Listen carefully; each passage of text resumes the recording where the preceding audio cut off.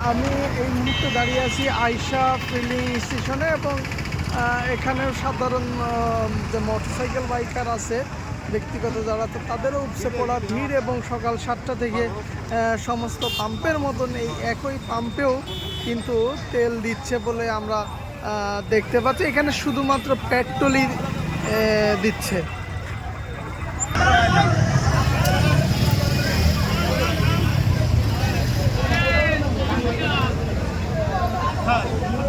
বারবার আসা হয় না।